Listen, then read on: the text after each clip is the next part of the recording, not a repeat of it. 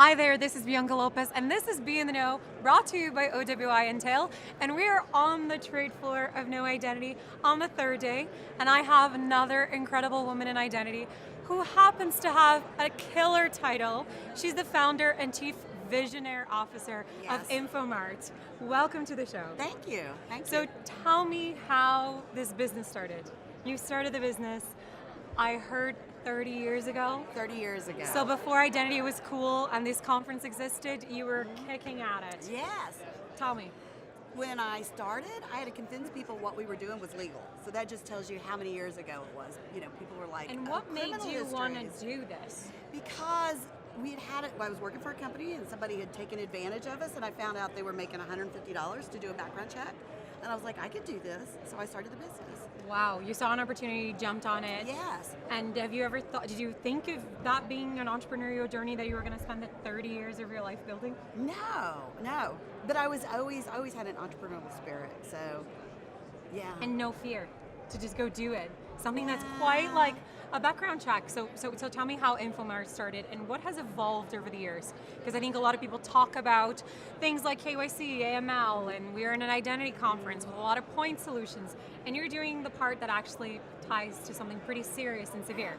So tell me about that. Okay, so when we first started out with fax machines because there was no email or internet. Okay. So I think that gave InfoMart an advantage with our technology. So through this process now to this point, we're sort of able to sort of look at how is identity going to really be used with customers, because we've been serving, we do 3.5 million screens a year.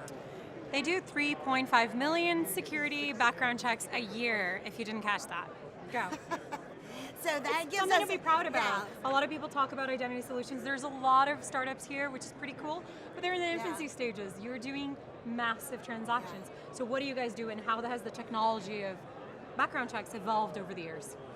So now the identity authentication at the front end and the onboarding is sort of the new technology. We were the first to put that out. But I think being a woman in business and being here for 30 years is given us the opportunity to focus on technology. What is modernizing background screening really like?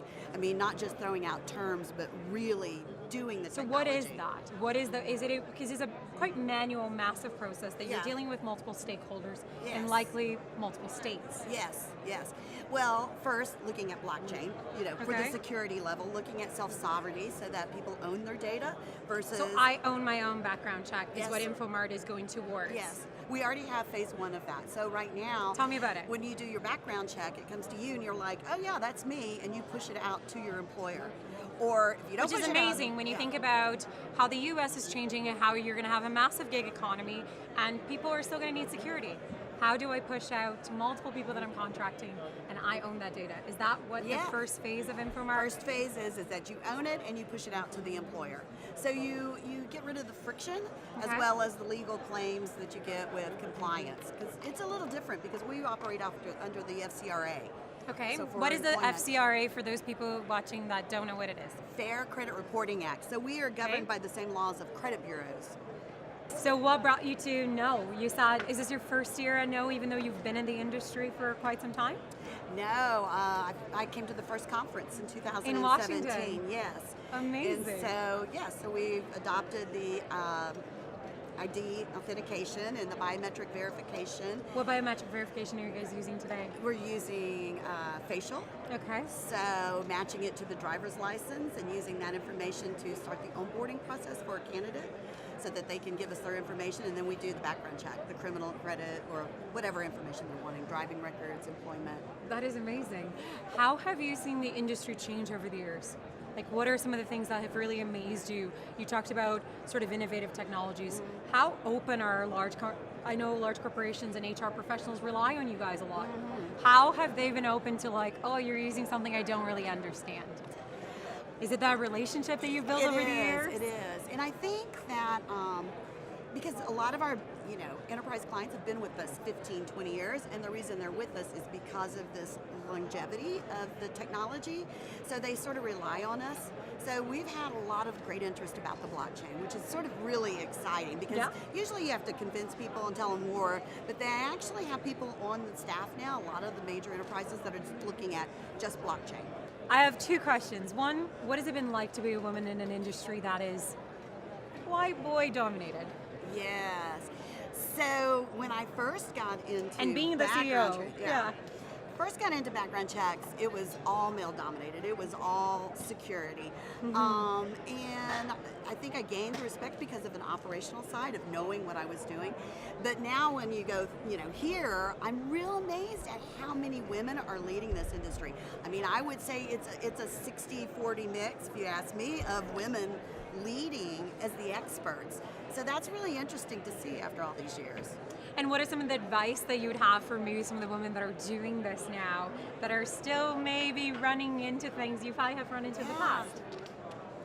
Can't take it serious, just keep moving, rub it and run, be Rub it and successful. run. I like that tagline. She's like, rub it and run, not my problem.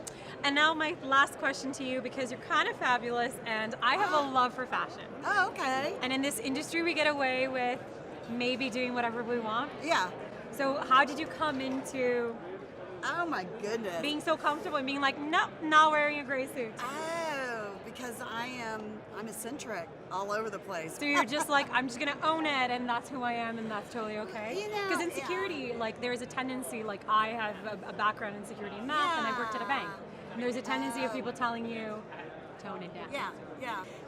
I think I've earned my place. And I love everybody this. likes something that's interesting, right? Who wants to work with somebody who's boring? Nobody. Nobody. wants. What have you found of No so far? I know you have some of your co-founders and partners being moderators. What is some of the things that you've learned, or what has the experience been for you now that we're in Vegas, bigger than ever? Yeah. Oh, I think it's really interesting how last year everything was about blockchain, and it was, there was debates over blockchain, and it's almost like this last year blockchain is figured out, and now we're all debating over self-sovereignty.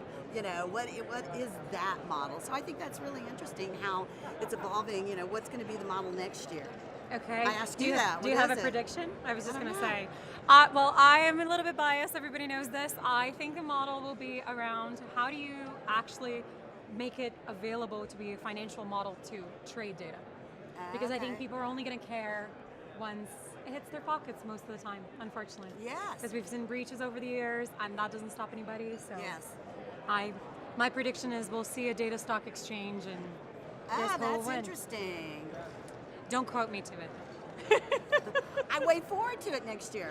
Okay, I'll see looking you forward doing to it. Yes. Thank you so much for coming Thank on this you. show. Be in the know, and we'll see you next time.